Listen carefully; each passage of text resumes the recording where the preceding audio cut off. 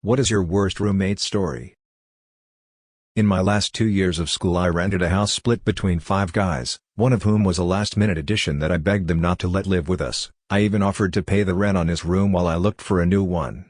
But I got outvoted, and so we had this guy, who I'll call Roger because he looked like Roger from American Dad. Roger did not seem physically able to walk without stamping his feet. Multiple guests commented on how fucking loud he was. Oh, and he wore his winter boots inside. Roger said our Wi-Fi was too slow. He wanted to play Xbox Live while watching Netflix. So he ran an Ethernet cable from our kitchen, through the front hall and up the stairs into his bedroom. He didn't tape it down nearly either. It hung low in several spots, giving our house the appearance of a spaceship in disrepair. He loudly proclaimed how brilliant he was and how much faster the internet was now, not realizing someone had already cut the Ethernet cable. Roger frequently fell asleep with loud music or TV playing on his tower speakers, and would not turn it off unless his favorite roommate asked him to. Yes, he would tell the other 3 of us to fuck off and then act all apologetic if one would tell him to be quiet. One night it came to a head. He fell asleep during exams with some loud music playing and it woke the whole house up. All of us, his man crush one included, knocked on his door for almost an hour trying to get him to turn it down. When he wouldn't answer, we decided to jimmy his lock and turn it down ourselves. He was fast asleep with noise-canceling headphones on. All this time he was falling asleep to music and TV. It was just to antagonize us. Right after college, I lived in a house that rented out rooms on an individual basis. Most people were completely fine, but you'd get the occasional shit roommate. Then there was Doug. Doug was about our age, unemployed, and an alcoholic who would drink himself to blackout almost every day. He was also a total slob and would make huge messes in the kitchen before going back to his room to drink some more and blast loud music. The next day, he wouldn't remember anything, see the big mess in the kitchen and whine about people being gross. Of course, when any of us pointed out that it was his mess, he'd always say he didn't remember doing it and that it couldn't be his mess. Yeah, Doug, I can't imagine why you don't remember. I'm sure the handle of vodka you drank last night had nothing to do with that. He was eventually kicked out because his parents refused to pay his rent anymore. I genuinely hoped he got some help because the amount he drank every day would kill an elephant. Moved into a house with my 3 friends. One was my best friend, and he was cool. The other was his girlfriend and our mutual friend, who was also another girl. We were the luckiest people alive because we were renting a 3-bedroom house for $500 a month. My buddy grew up poor, and I was homeless for a year. We both knew how lucky we were. We fought hard for everything we had. But the 2 girls we lived with were spoiled. They fucked everything up for us. They would do everything from invite strangers over to party without asking us on work nights to skipping the rent. They would steal our food and never go grocery shopping. They would turn the AC down to 63 degrees in the middle of 100-degree heat waves, causing our utility bill to be higher than our rent. They'd break shit in the house and start arguments with each other. The one girl even brought in 2 friends to live in her bedroom with her for 6 months without even asking us. I worked a seriously demanding job at the time. I woke up at 4 a.m. every morning and got to work by 5 a.m. I wouldn't be home until anywhere from 8 p.m. to 1 a.m. most nights. It was incredibly stressful. This was very difficult when the girls kept inviting anywhere from 10 to 30 people to party at our house every fucking night. I even came home at 1 a.m. once to find a stranger passed out in my bed covered in vomit. They also played music so loud every night that it would shake my bedroom wall. The girls didn't give a fuck because they just called out constantly and eventually quit their jobs. Did I also mention that half these strangers were teenagers who were illegally drinking at our house and then driving home? One night, my friend's girlfriend got drunk and started stabbing the bedroom door with a knife. This isn't even our property. My buddy went to stop her, and she stabbed him 3 times. I had to go pin her against the wall and have some random stranger come grab the knife from her friend. It was fucking insane. I had to beg the landlord not to kick us out and replace the door. One time, somebody in the house ripped the shower head off in the shower during one of their parties. The threads were ruined, and I had to replace the entire pipe. They also raided our fridge and went through my month's worth of food I had just bought in a single night. This was a reoccurring event. I eventually bought a mini fridge and a lock for my door. That worked for a while until someone drunkenly fell through my door in the middle of the night while I was sleeping. One of the girl's friends fucking hated me because I'd always come out and kick people out. See, my roommate was a small girl who would tell me she'd stop doing this shit, but then do it the next day anyways. She ended up befriending this huge girl who would shit-talk me constantly in my own house for her. The bitch would constantly disrespect me in front of people and tell them to keep partying. She didn't even fucking live there. She just came over to talk shit, get drunk, and do coke on the living room table my buddy and I bought. That table also got broken into one night. One time, they had so many people in the house that a floor joist broke. My buddy and I had to fix it to keep us all from getting kicked out. It cost us a ton of money and an entire weekend that I should have spent relaxing. It's just another thing to add to the list I had to fix there. I fixed lights and windows that were shattered, punched drywall, toilets, holes in the yard from cars parking in the yard, outlets that were ripped out, paint that was scratched or drawn on, our mailbox after being hit by a drunken teen, countertops that had been burned by thousands of cigarettes, busted water pipes from idiots crawling under the sink. I could go on all day. I spent thousands on this house to avoid losing the only place I could afford to rent. One day I came home from work to a complete nightmare. They broke half the drywall in the living room. Somebody had scratched up the hardwood floor so bad that half of it would need to be replaced. The curtain rods on 2 of the windows had been ripped off the wall. The kitchen sink had been pulled off the wall and had leaked into the floor all night. Our refrigerator had been turned over entirely. This was when the table I bought was snapped in two. There was vomit all over the house. People were passed out on the ground everywhere. There was coke on every flat surface in the house. My bookshelf had been knocked over, and half of them were burnt in the yard from what I heard my buddy tell me. I just quit that day. I recorded it all, met up with the landlord, and showed them the video later that day. She was understandably furious. I admitted to her that I had been repairing things for about a year now to hide it from her. She wasn't even angry at me surprisingly. She was just happy one of her tenants was being honest. I sent her all the video evidence and told her that the people were all still there when I left, just passed out on the floor. I told her I had found another living arrangement and had to leave. She thanked me and I left. I had packed all my stuff that night and left without saying a word. About the time I got done talking to the landlord, my roommate was messing me how she needed help cleaning and fixing the house. I just ignored her and took all my stuff to my girlfriend's house. She later messaged me, saying the cops were there. She had an entire court case about it and was evicted. She had to pay the last month's rent and utilities alone, as well as all the damages. I haven't talked to her since then. Ash, if you're reading this, fuck you, bitch.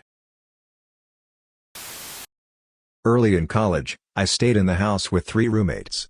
In the 8 months that I was there they washed the dishes about 3 or 4 times. They would do the thing of letting dishes soak, for days, weeks on end, sometimes in bleach water, in lieu of actually washing them. It even got so bad that they would replace their pots and pans instead of washing them. I had limited myself to a single cup, plate, bowl, etc. that I had brought with me and kept in my room, so to keep from adding to the hoard. Even kept my groceries in my dorm mini fridge that I kept in my room. A couple times, I spent a couple hours washing all of their dishes just so I could have enough room to wash my own. Also with the naive hope that maybe once they had a clean slate, they would keep up with it. It didn't take, of course. Eventually, I just got fed up with that and washed my dishes in the bathroom. I ended up leaving and getting my place shortly thereafter. While I'm still friends with most of them nearly 25 years later, I never had roommates again. I lived with 2 other of my really good friends at one point. One was fine and dandy, minus the fact that he would cook for himself, not do the dishes, then complain that there was no dishes for him to cook because we stopped cleaning up after him. The other I am no longer friends with and this is partially the reason. He was a bartender and he loved to party. He would routinely bring groups of people back to our place after work, often around 3 a.m. One time, I had to be up for work at 6. He brought a bunch of his coworkers back to our place, shit-faced, and they started playing Rock Band at 3:30 and then got upset when I told them to fuck off. Next, due to the fact that he partied so much, he would sleep in. He also had an alarm clock that would go off until he turned it off. You could hear his alarm clock throughout the apartment. For some reason it wouldn't wake him up, you could sit there and listen to it go off for like 30 minutes. But the second you opened his door, it would wake him up and he would be like oh sorry and then turn it off. This happened almost every day.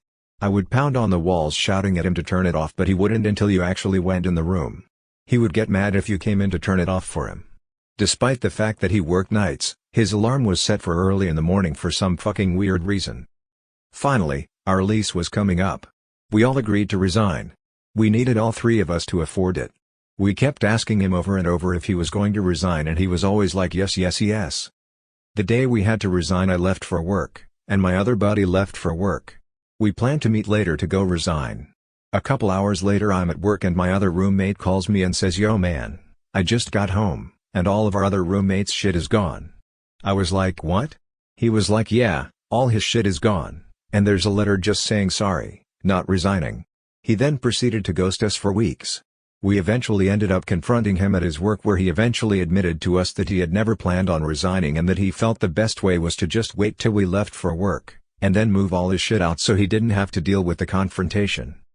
This same guy had a crippling drug and alcohol addiction that we helped him beat, and then he proceeded to treat us, and tell us, that we were enablers despite the fact that we weren't the ones drinking and doing drugs, he was. We don't talk anymore. My freshman year college roommate was up until all hours of the night with her bright-ass desk lamp on. I had 8 a.m.s my first semester, as did most other freshmen, so I was in bed before midnight and she didn't go to sleep most nights until 2 or 3. When I asked her to turn it off or go to one of the many lounges in our building, she said that she had a right to the room. Had a boyfriend who was at least 3 years older than her and who would visit every weekend and stay in our dorm. Didn't buy a full dining plan and instead ate more than her share of any food I brought into the dorm.